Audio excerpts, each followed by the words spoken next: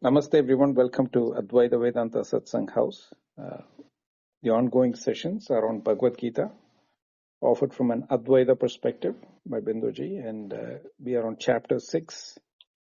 If you want to listen to the replays of the earlier rooms, they are available. You can access them in Clubhouse, or there are 3 links shared in the chat. One is a YouTube channel called Advaita Retort, where you can access all these talks, not just Bhagavad Gita, even the earlier sessions on Aparoksha Anubhuti and a few other Upanishads. There is also the same repositories available on Apple Podcast and Spotify platforms. The links are shared in the chat. And there is a book that has been published by Artemisia, penned by Artemisia, based on Binduji's insights into Advaita and the approach. So the book is called Imaginary Door. You can avail a copy on Amazon. The link is shared in the chat. For housekeeping, as Binduji was mentioning, the hand raising or the request to join in the chat will be closed till Binduji finishes his class, which will last for roughly an hour, after which we'll have about half an hour time with Binduji to ask questions and answers and raise some discussion points. As always, thank you very much, Binduji. Over to you. Thank you, Prakash. Namaste and Hari Om to all of you. Let me do my invocation. Om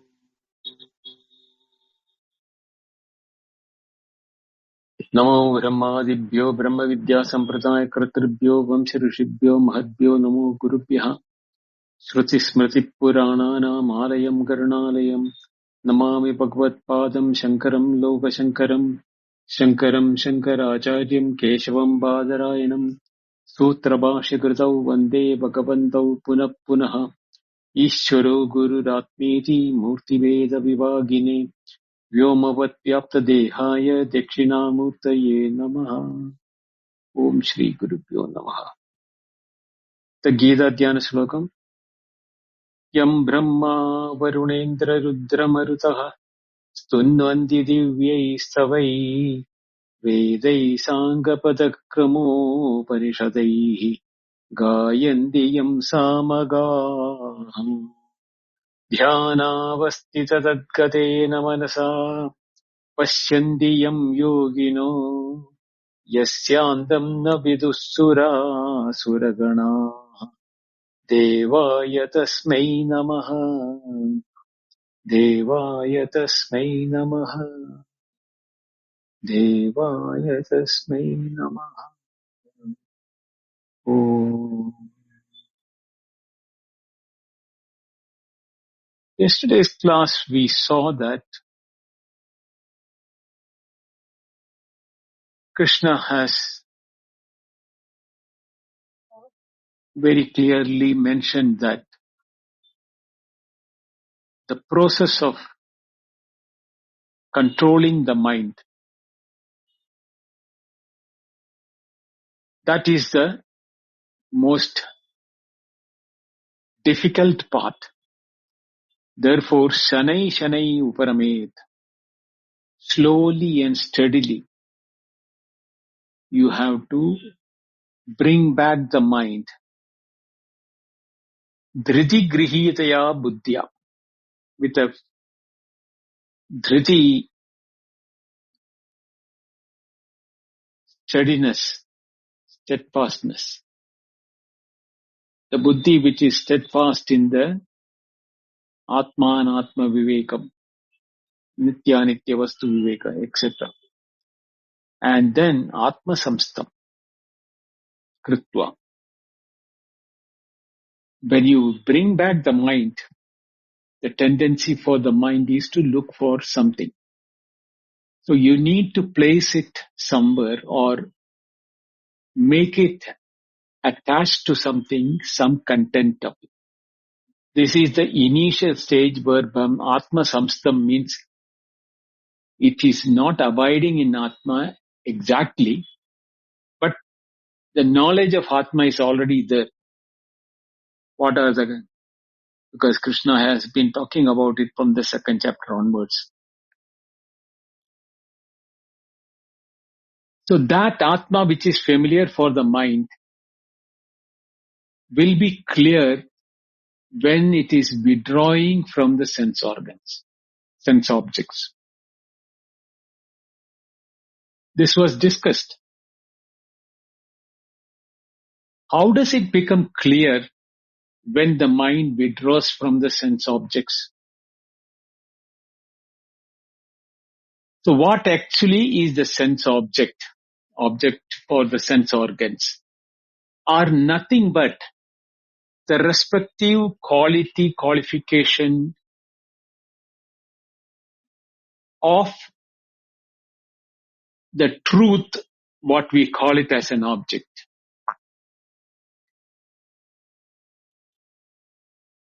When we look at an object, we are enamored by the name and form and qualities of. But from when the indriyas are withdrawn from that, where is the Atma to be placed? Don't be under the impression that Atma is resident or available only inside us. So when Atmastam is mentioned, the indriyas which are looking for the name, form and qualities are now directed towards the existence and awareness of the contents of the objects.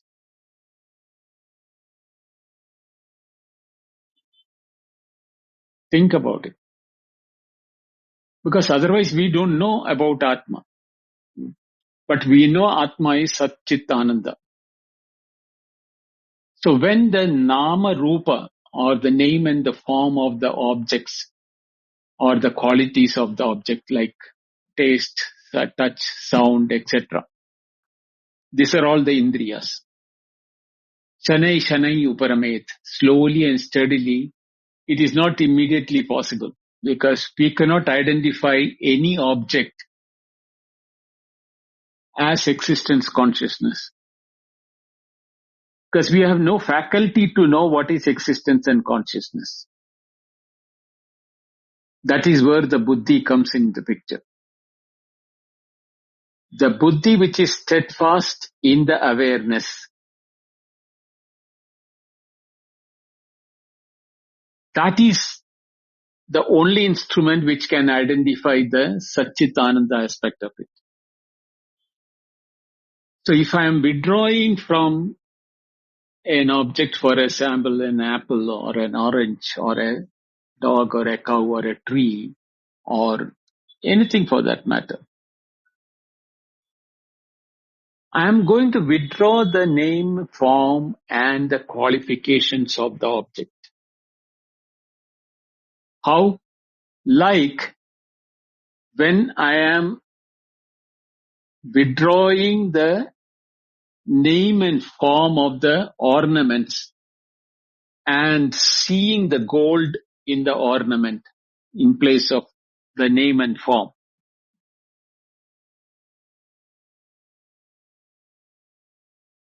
Same way, every object or every experience of ours, the mind and the Indriya Gramam, the sense organs, the group of it, are habituated to look for the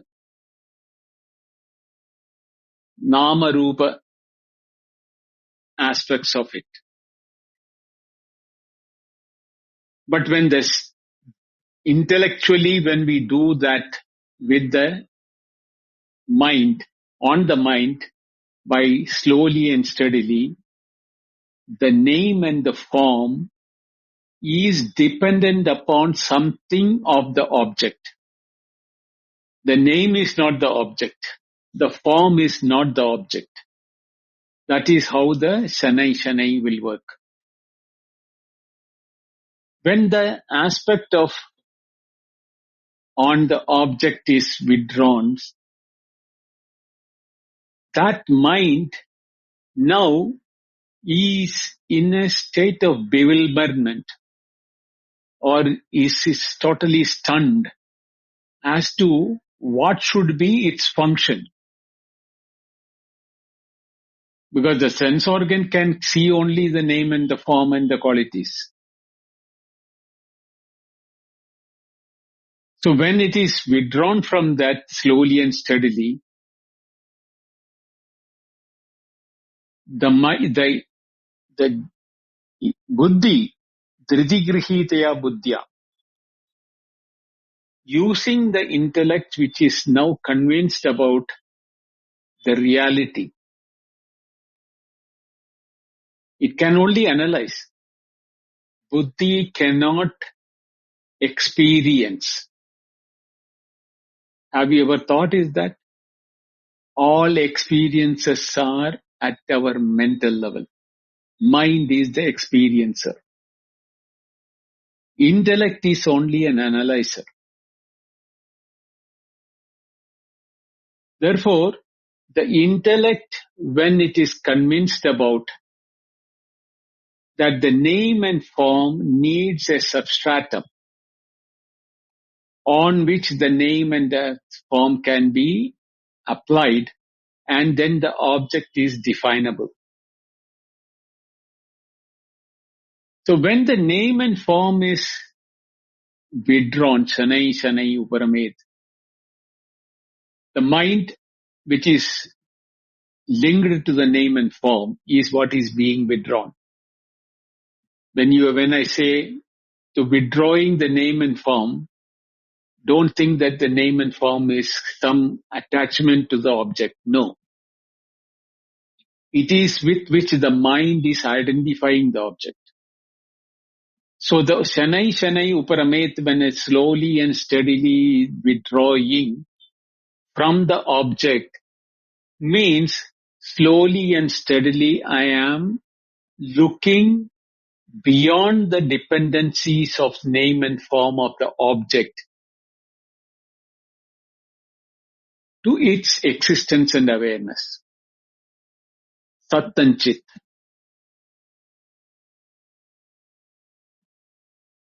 When this happens, the mind is now interacting with the same material, same content or same object, but without the dependency of the name and the form. Like a goldsmith deals with the gold only, not with the name and form of the ornaments. But as a customer, for us, we take it for granted that it is all gold. But we go by the name and form, whether it is a ring or a bracelet or a necklace or whatever may be the attraction we have for it. But when I withdraw my attention from the name and form of the ring, the bracelet and the necklace, etc., yet I am seeing the content of the object.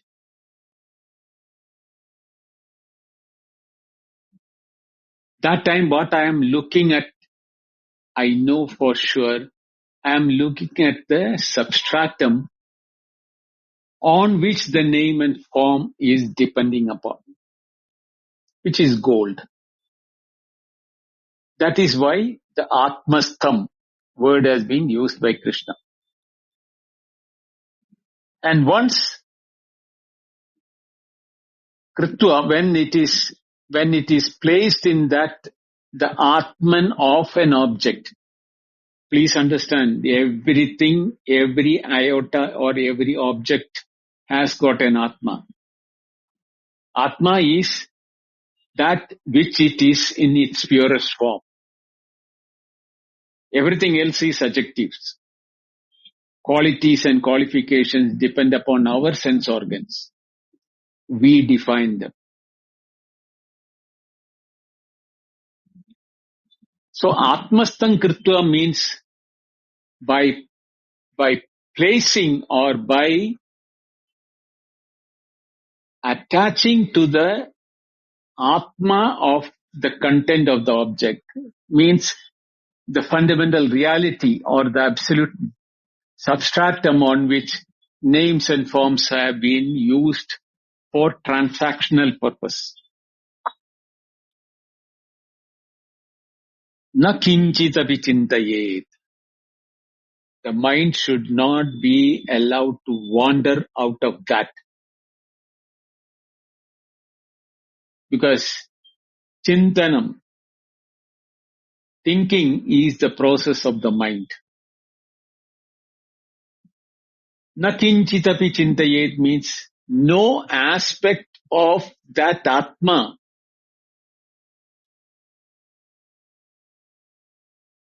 also should not be thought about by the mind. Because the mind has a tendency to look for quality, name, form and adjectives. And it cannot find it in Atma because it is Nirguna, without visions. It is Satchitananda Swarupa. It's pure awareness, existence. So the mind has nothing to think about.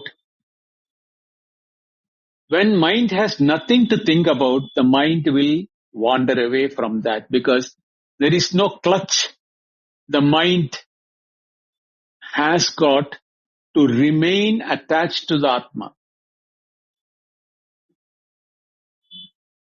That is why Krishna says that na kinchitapi.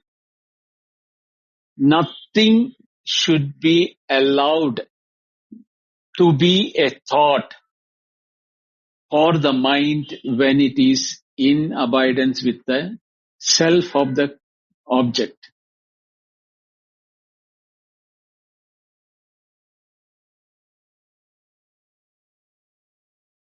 Then, yada yada nischarati manaha, chanchalam manaha, astiram chanchalam manaha.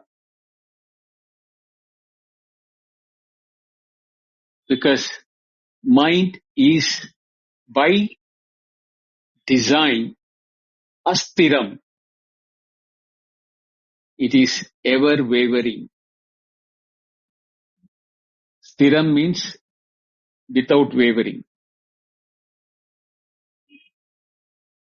Astiram means unwavering. Chanchalam. No, astiram means wavering.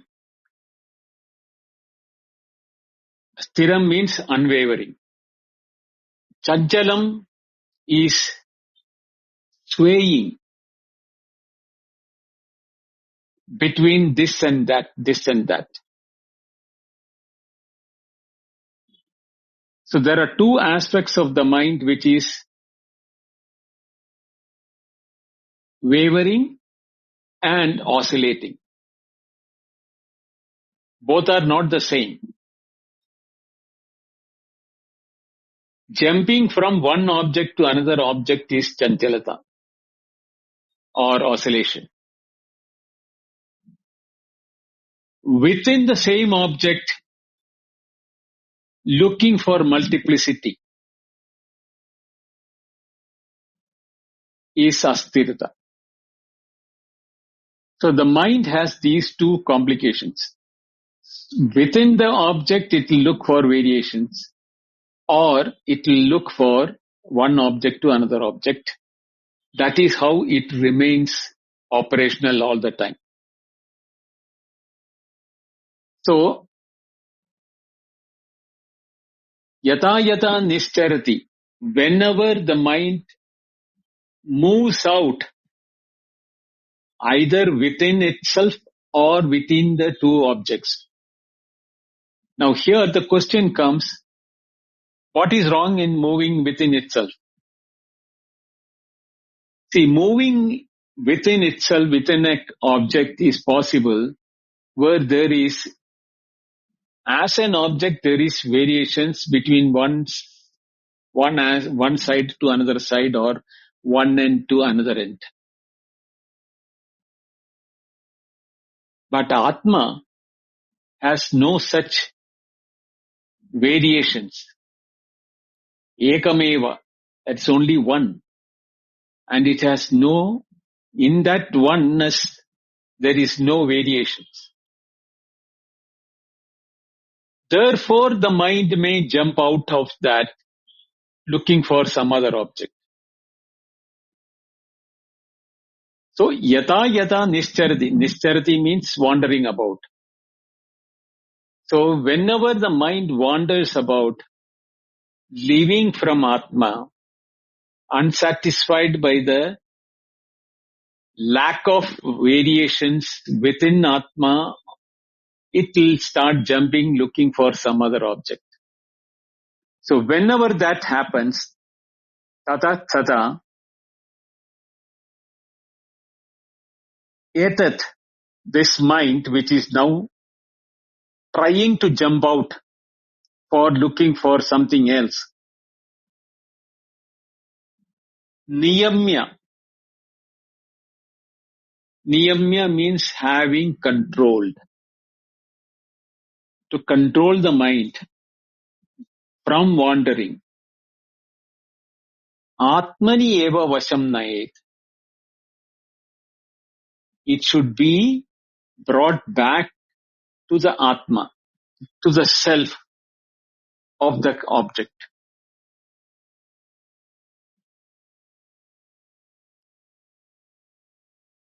Keep in mind that when Krishna talks about Atma, Atma is not inside you or me alone. It is inside, it is the reality of all objects. Anoraniyan mahato mahinyan. From the atom to the cosmos. It is there in everything.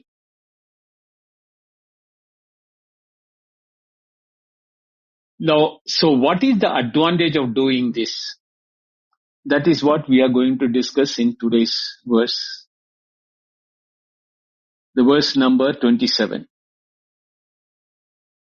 Prashanta manasam hi enam yoginam sukhamuttamam. Upaiti shanta rajasam brahma bhutam akalmasham. He, indeed, is to ascertain. Prashanta manasam. Shantam means subdued or quietened. Prashantam means tranquil. The mind which is tranquil, thoroughly tranquil. Pra means is a prakarshena. Shanta rajasam. Rajasam shantam. Yasmin. Yasya. In whose mind the activities of the rajas, or the rajas itself is the activity, that has been stilled.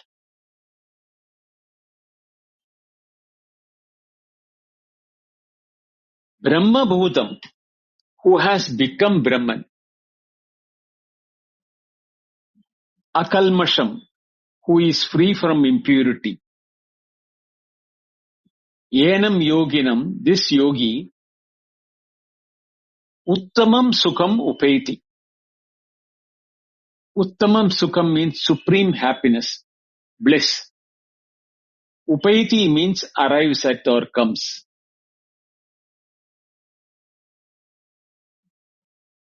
So prashanta manasam, one whose mind has become thoroughly tranquil. Yoginam, the yogin, sukham uttamam, sukham happiness or bliss. The subject that comes to the yogin. Please understand. It is not a content of a mind. It is the very subject of the mind. That is why upaiti, the verb is used. Upaiti is a present tense. Arrives at or becomes or comes to, approaches, or different meanings can be arrived. Upa plus iti, ati. Ati, upa plus ati is upaiti. Ati means reach. But when upa is added, it is arriving at or become, that it is just like merging or being one after that. Uttamam Sugam, extreme happiness or supreme bliss. Shanta Rajasam, one whose rajas has been stilled, means pacified. The mind, as we know, is astiram chanchalam. That is the definition of rajas. So Shanta Rajasam means this astirata and chanchalata of the mind has now been pacified or stilled. Brahma Bhutam, one who has become Brahman, who is established as Brahman in itself. This needs a lot of discussion. We'll go see that. Akalmasham, one who is free from kalmasham, means the taint or the impurity. There are 4 epithets which are used in this one. Prashanta Manasam is the first one. The Prashanta Manasam is the direct fruit of practice described 24, 25, 26 verses. The mind that has been governed, vinamya, leading to Atma Samstha, Manakritva, and brought back from wandering repeatedly, Niyamya Nayet, Vasham Nayet, has now arrived at Prashanti. The deep, thoroughgoing tranquility described as Karanam of a Yogaruda. Samakkaranam Uchyate, the 3rd verse of this chapter. Sama means equanimity or the equilibrium. That is the Karanam Uchyate. That is this mind which is the source for that equanimity. The prefix pra marks as this qualitatively complete tranquility. It is not a forced stillness of temporary meditation suppression, but an organic, natural, deep stillness of the mind that has genuinely relinquished its otherwise asthirata and chanchalata, having seen the peace and harmony or the stillness of the Atma. The mind identifies with that stillness. This is the prashanta of a jidatman prashantasya. The 7th verse, Krishna said that the condition in which Paramatma samahitaha, the Paramatman stands revealed, or where he is identifying himself with the bliss of Atman. The second epithet is the Shantarajasa. We know that The asthirata and chanchalata are the visual and active ingredients of rajas. So shanta means pacified or rendered inactive. This aspect of asthirata and chanchalata, restlessness and agitation. So shanta rajam rajo yasya saha. He whose rajas has been stilled. This is a guna level description that Prashanta Manasa describes at the faculty level. The mind is tranquil because the rajas that drives the restlessness activity in the mind has been stilled. The two of them are cause and effect to epithets. Rajas is the energetic principle that drives the mind toward the object, Vishaya Pravritti, fuels kama, desire and krodha, creates vikshepa, the sankalpa vikalpatmaka manaha, generates chanchalata and asthirata.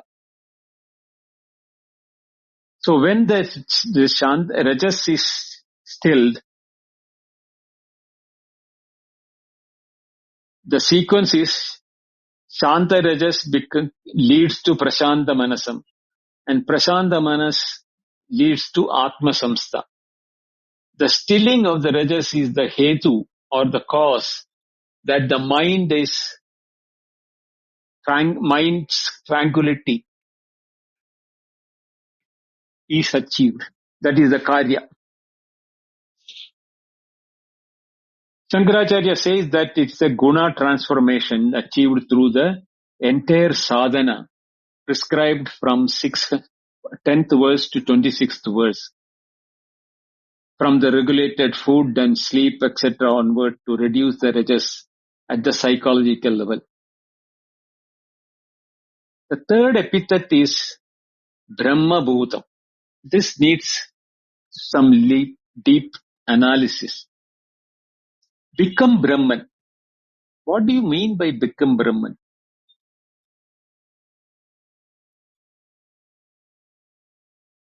Grammatically, if we look at it, Brahma Bhuta Yaha Saha.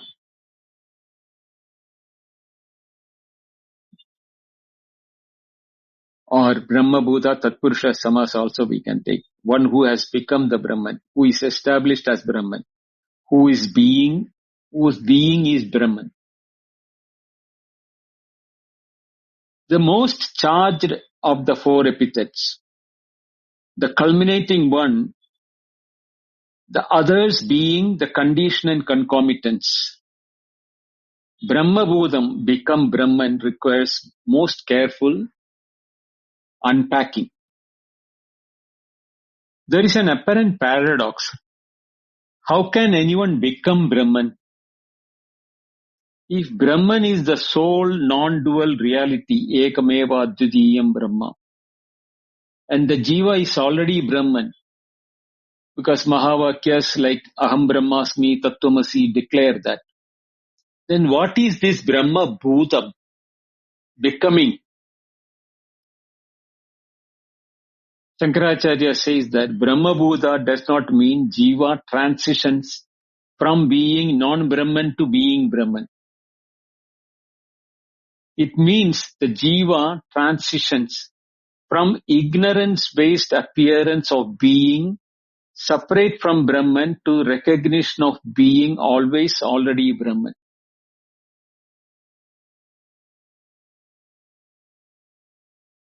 Therefore, the becoming is not ontological and no new state is produced, but it is epistemic in nature and apparent non-recognition is dissolved. That's why the Prashanta Manasam and Shanta Rajasam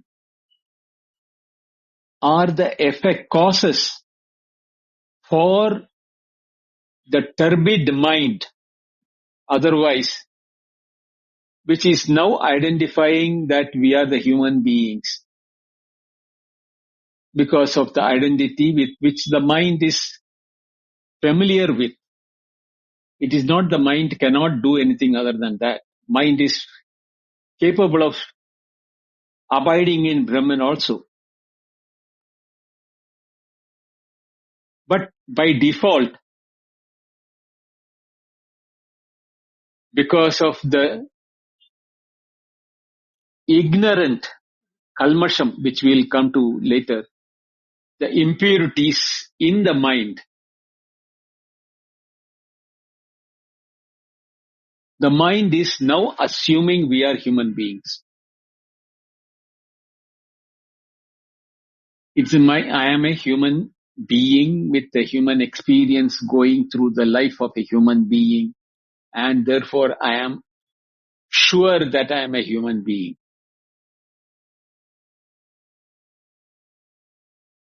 But when the Prashanta Manasam and Shantarajasam takes effect, control over the mind, removing the Chanchalata and Asthirata by Shanta Rajasam,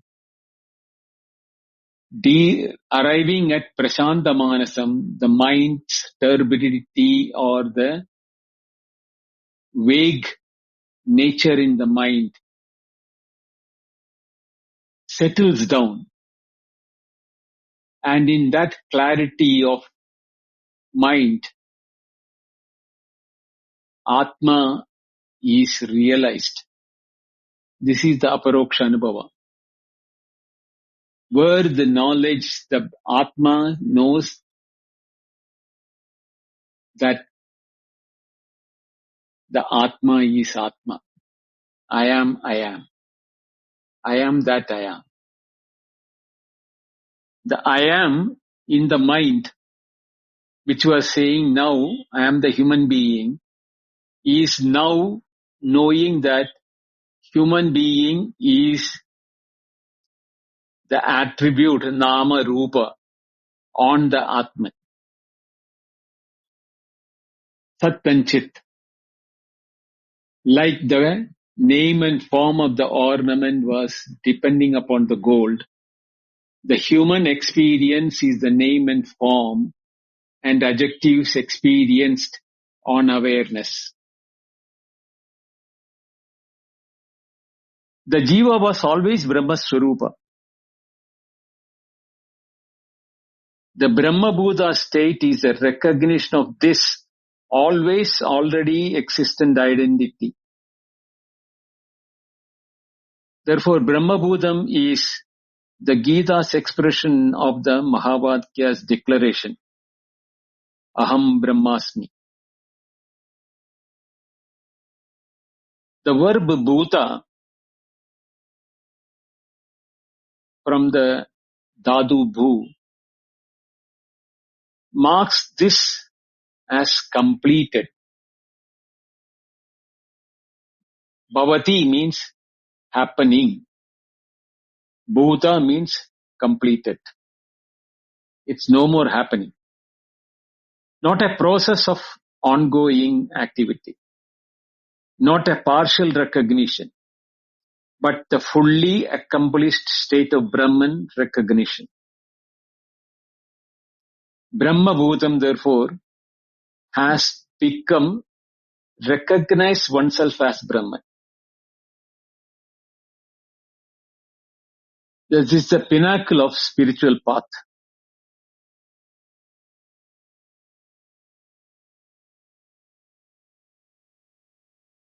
That is the final resting point of all sadhana.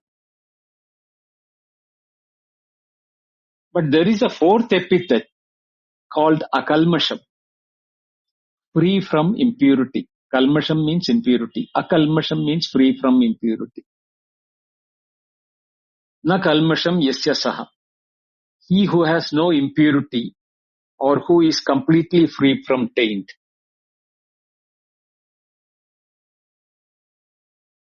This negative description of what Brahma Bhuta describes positively. Both I am indicating the one and the same. The Brahman is recognized as in the yogin is the same as akalmasha. The absence of impurity in the mind. Therefore, the mind, like the mirror, which is full of impurity when removed, shows the real reflection. Same way, the asthirata and chanchalata of the mind, when it is not there, the same mind is now becoming the Brahma Bhuta. Because Brahman itself is Nitya Shuddha. It's ever eternally pure. The reflection in the mirror was always pure and there, but it was prevented from being seen due to the dirt on that, impurity on that. When the akalmasham takes place, or when the impurity is not there, the recognition of oneself as Brahman is a simultaneous recognition that no impurity ever touched Atman. The impurity that we are human being is at the mental level. And when the mind is tranquil, prashanda manasam, we realize we are the Atman. The mind is not there in the deep sleep. But we do not realize we are Atman. The reason is that the mind is not become Shanta Rajasa.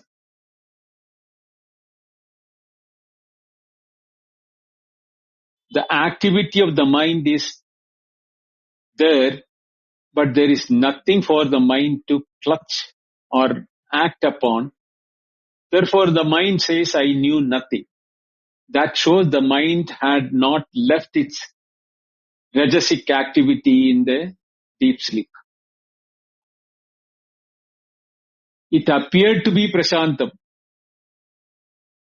because the contents were not available to be oscillating and asthirata.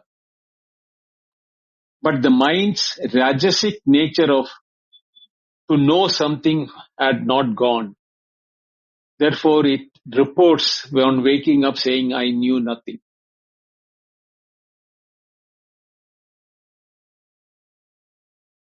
The impurity, kalmasha in the Advaitic context include adhyatmika kalmasha, which is the mala, impurity of the antakarana, which are basically accumulated impressions, latent impressions, samskara, raga, dvesha, etc., which constitute the avarana or veil over the Atman. Then there is karmic kalmasha, the impurity accrued through the actions driven by the avidya kama karma. The avidya led to desires, and desires prompted us to act outwardly. Paranchikani prasaranat swayambhu tasmat parang paschati nantaratma. All of which is dissolved in the recognition that the Atman was never the Karta. Only when we understand that the Kartrutvam and the Bhoktrutvam is not of Atma, but that of the body-mind complex. And we are not the body-mind complex to have the Kartrutvam and Bhoktrutvam, doership and enjoyership. So when we detach ourselves from the bodily identification, the doership and enjoymentship also goes away. Therefore, the karmic kalmasha also goes. The ontological kalmasha, the fundamental avidya itself, because of the superimposition of limitations upon the infinite. As Atma or Brahman, I have no limitations. Purnamada Purnamidam Purnat Purnamudachyate Purnasya Purnamadaya Purnameva Vasishyate. I am Purna. I am complete. There is no limitation. But avidya made me feel that I am the limited jiva, individualized soul, in a limited world, ever changing and going through birth and death, all the samsara. So when all the three are not reality, the yogi reaches the state of akalmasham, which is described as the clean, pure, untainted antakarana of the Brahma yogin. Not purified in the sense of having undergone some cleansing process, but akalmasha in the sense of recognition that Atman was always pure.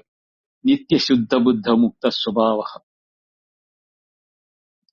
Therefore, the apparent kalmasha was always a mithya overlay on by avidya.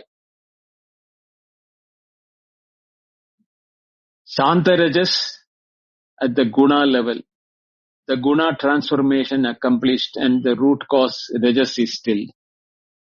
Prashanta manasa is the faculty level, antakarana condition, the immediate result of shanta rajas. Brahma Bhuta is the ontological level, the recognition of Brahman identity, the ultimate content of the arrived state.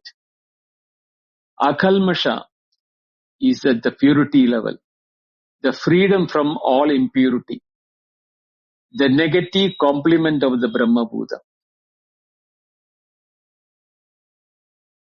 Sukham Uttamam Upaiti. Sukham Uttamam, supreme happiness. Upaiti means arrives at. That which rises above all, that which is beyond, which nothing is higher. This is categorically different from the Atyantika Sukha, absolute happiness. Atyantika Sukha, absolute happiness without limit. Whereas Uttama Sukha is supreme happiness, the highest of all. Atyantika Sukha is defined by its nature, beyond senses apprehensible by buddhi. Whereas Uttama Sukha is defined by its standing, cannot be surpassed. Atyantika Sukha is the quality of happiness, whereas Uttama Sukha is the rank of happiness. Together these two verses triangulate the ultimate happiness from two angles, absolute, limitless, and supremely poisoned. The happiness is both infinite in nature and beyond comprehension in rank. It is the Atma's own Ananda Swarupa. What do the verb, the only verb in this whole verse, upaiti, really mean? Upa plus E.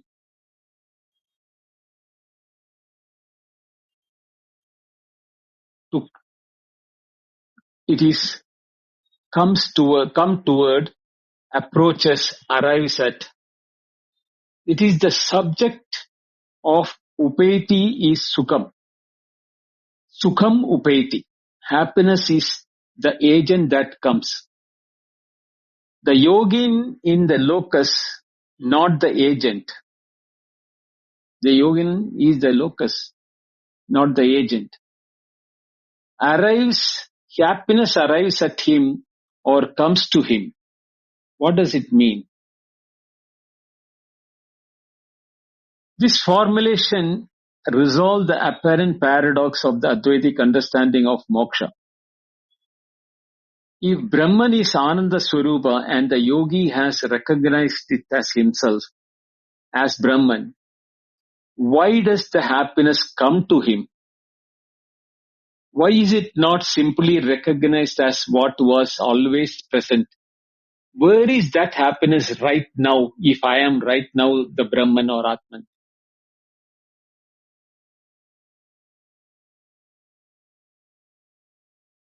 Right now it is not coming because we have not achieved Prashanta Manasam or Shanta Rajasam. But Upaiti comes, Upaiti means comes, is the form, the perspective of appearance from the Vyavaharika level. From within the temporal sequence of sadhana. But from the Paramarthika perspective, the happiness was always present as Atman's own nature. It needed no journey. But from the perspective of sadhaka's experience, the recognition of this always present Ananda feels like arrival of something previously absent. Because I am right now not experiencing the happiness. So Uttamam Sukham has to be mentioned as Upaiti, arriving at. The sun was always shining. Sun appears to be arriving when the clouds clear. Same way.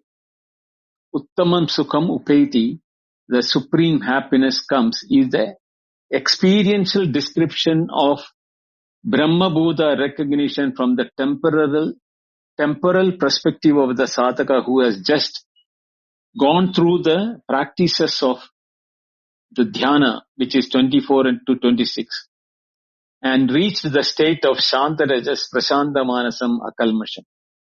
From inside this recognition, the Ananda Swarupa of Atman, which was previously veiled by the Rajas and Kalmasha, arrives as if, and the overwhelming self-evident presence is always there.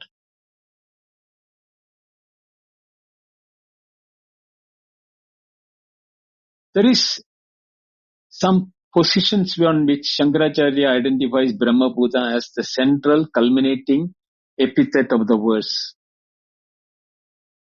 The others being conditions and concomitants of this state. In his commentary of this term, draws upon the full resources of Advaitic philosophy. He says, Brahma Bhuta is the state described in Mundaka Upanishad. Brahmaiva san Brahmaiva peti. Being Brahman, one attains Brahman.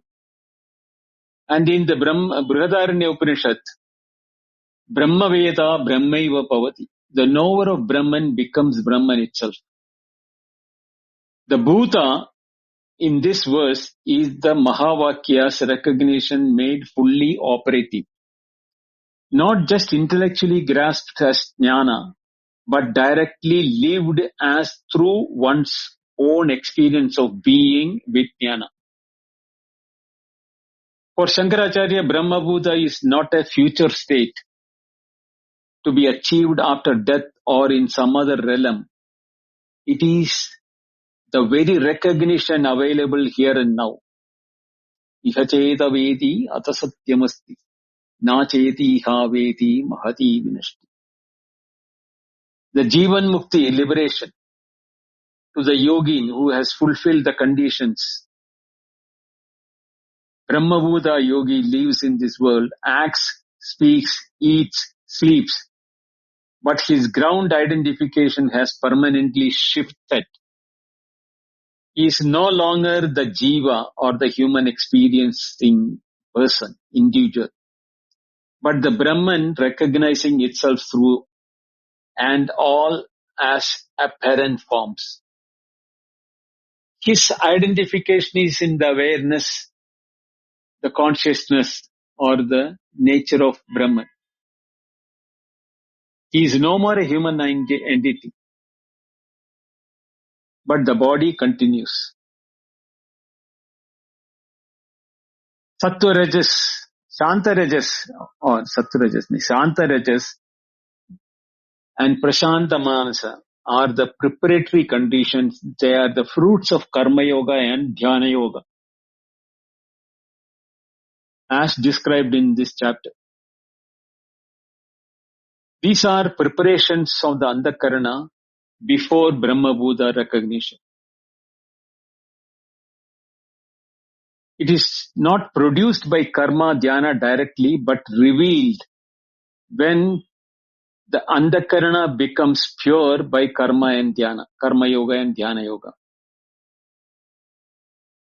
Because Brahman is nitya suddhaha or nitya praptaha. It is always present. Recognizing oneself as Brahman is recognizing that no impurity ever touched the Atman. I was never the human being. I am never the waker, dreamer or deep sleeper. I am the knower, the consciousness or the awareness.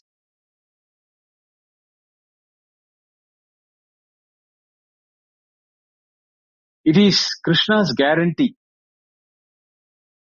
that the conditions Shanta Rajas and Prashanta Manasa will lead to Brahma Bhuta and Akalmasha. And the fruit being Uttama Sukha is invariable. There is no exception. No yogin who genuinely achieves this condition will fail to receive the Uttama Sukha. That is why the word he used by Krishna in the verse, he enam.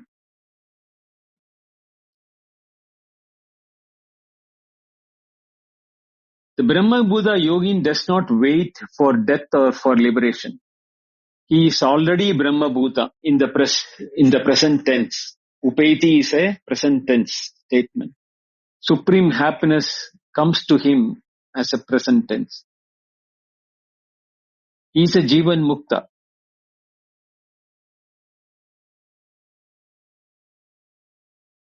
The Akalmasha and Atman's purity. Kena Upanishad declares that Na tatra chakshur gacchati na vag gacchati no manaha na vidmo na vijani moho. Ityedat anishashyad. The eyes do not go there, nor the speech, nor the mind. We do not know, we do not understand how one can teach this.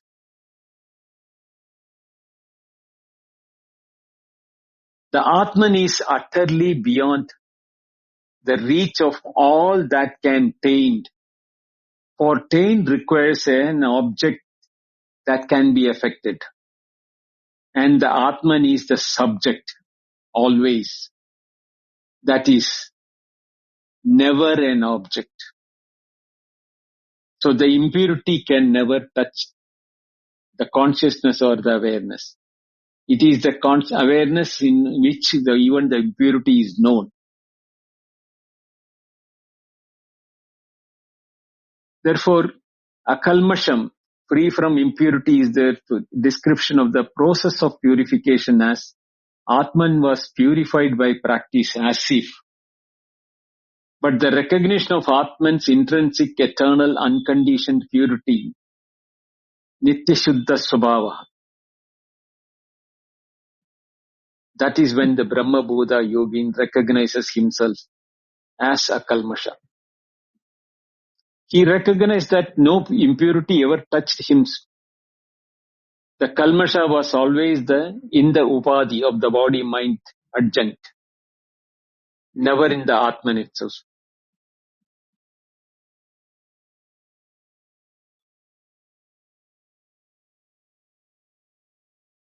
So the four epithets, Shanta Rajas, the Sakshi is Nirguna, beyond all gunas, Its recognition dissolves Rajas as the binding principle. Shanta Rajas is the Antakarana approximating the Sakshi's Nirgunatva.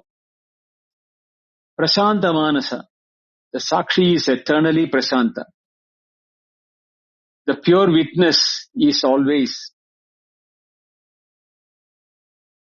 in a tranquility, does not move.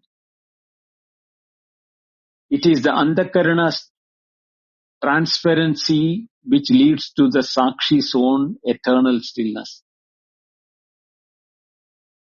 And Brahma Bhuta is the Sakshi as Brahman. Chinmatroham Sadashiva. Brahma Bhuta is the highest recognition of oneself as Sakshi, that is Brahman. And Akalmasha is the Sakshi as Vilakshana. From all that can be tamed. Debhyo Vilakshana Sakshi means beyond the Bhokta, Bhogyam, Bhoga, the triad of the subject, object and the connection between them. That is the realm of Kalmasha. That is the realm of impurities. Recognizing oneself as separate, Vilakshana, the Sakshi or the witnessing of consciousness, is recognizing oneself as Akalmasha. Therefore, Brahmabhuta Akalmasha Yogin to whom Uttama Sukha Upeti is the one who has recognized Chinmatroham Sadashiva. I am the pure consciousness, the eternally auspicious, the witness that was always, or the subject that is always, and will always be utterly pure, utterly still, and utterly free from rajas, and identically one with Brahman. And in this recognition, the Uttama Sukha, the supreme happiness that is none other than one's own Ananda Swarupa is arrived at. And it is not something new, but as recognition of what was always and only ever the case. Nitya Shuddha Buddha Mukta Swabhava. We are that. We are that pure Atman. We are not the human beings, not the body-mind complex. I'll stop here. Continue the 28th verse on day after tomorrow. Om Purnamada Purnamidam Purnat Purnamudachyate Purnasya Purnamadaya Purnameva Vasishyate. Om Shanti Shanti Shanti. Harihi Om. Shri Gurubhyo Namaha. Harihi Om. Thank you. Dhanyavad.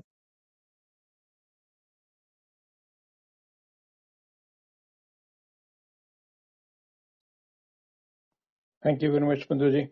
I've opened the chat and hand raising. If there are any follow-up questions or discussion points.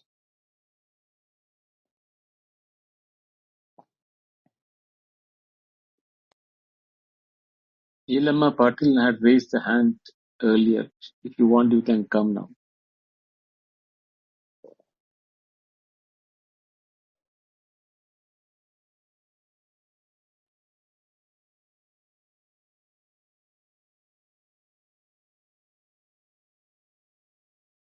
Namaste, Namaste. Yelamma. Namaste, sir. So this was my first session, so I just wanted to greet. So I had raised my hand. It was a nice Okay. session. Yeah, thank you. Thank you, Yelamma.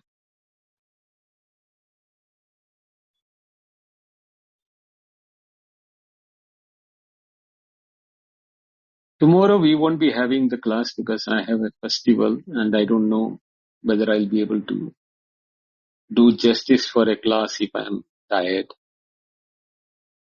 So we will meet day after tomorrow and I'll continue the verse number 28 on day after tomorrow. Sure, Madhuji. So if I don't know if there's any further discussions from the audience. If not, we can close the room, right, Binduji? Yep. Right. Okay. Okay. So see Thank you. you all on. Yeah, you can make the final. Sure. So as Binduji reminded us, tomorrow is an off day. And so we will continue with room 18 on after a day's break. So then I'll change the schedule on the house and I'll put it on the house chat also.